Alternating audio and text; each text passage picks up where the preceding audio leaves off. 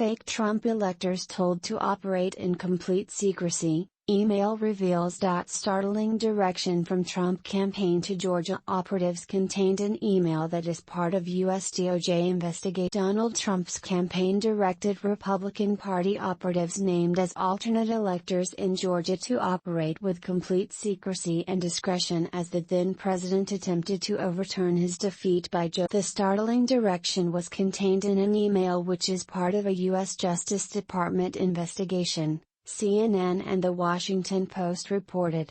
Trump lost to Biden by more than 7 ballots in the popular vote and by 302 to 236 in the Electoral College, the same margin Trump called a landslide when it was in his favor over Hillary Clinton, who won the popular vote by nearly 3 million. In 26, pursuing the lie that Biden's win was the result of fraud, the Trump campaign sought to overturn its Electoral College defeat in part by appointing its own electors in 7 key states. On December 13, 2020, a Georgia campaign official, Robert Sinners, emailed alternate electors due to gather the next day. He wrote, "I must ask for your complete discretion in this process.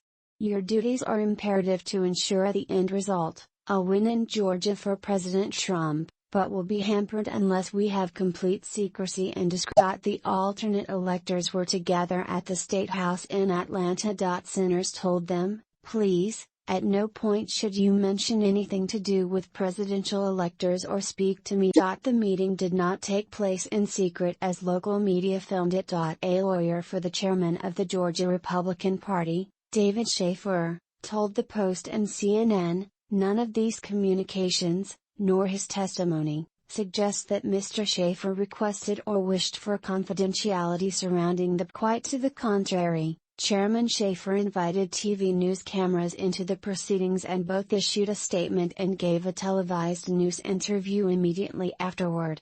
At the time, Schaefer said the meeting was necessary in case Trump won any legal challenges in key states.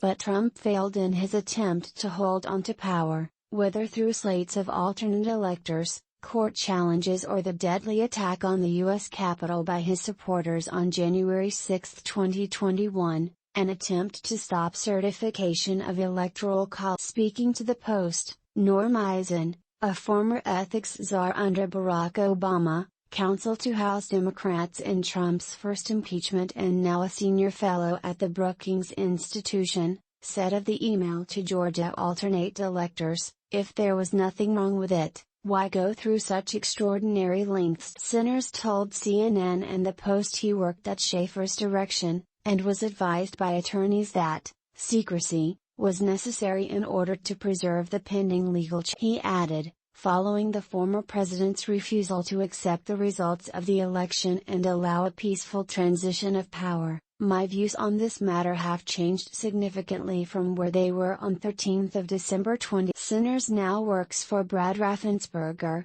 the Republican Secretary of State who resisted Trump's demand he find enough votes to overturn Biden's win in Georgia. A win recounts Trump's call to Raffensperger is under criminal investigation in Georgia. The district attorney in question is also investigating the alternate electors scheme. So is the House January 6 committee, which will hold public hearings this week.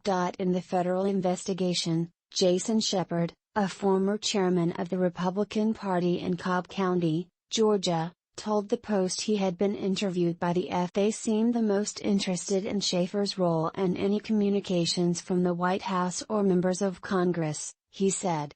Trump advisors under scrutiny include Rudy Giuliani, the former mayor of New York who became Trump's personal attorney, Patrick Gartland, a would-be alternate elector who ultimately did not take part in the scheme, told the Post he too had been questioned by FBI agents. "They wanted to know if I had talked to Giuliani,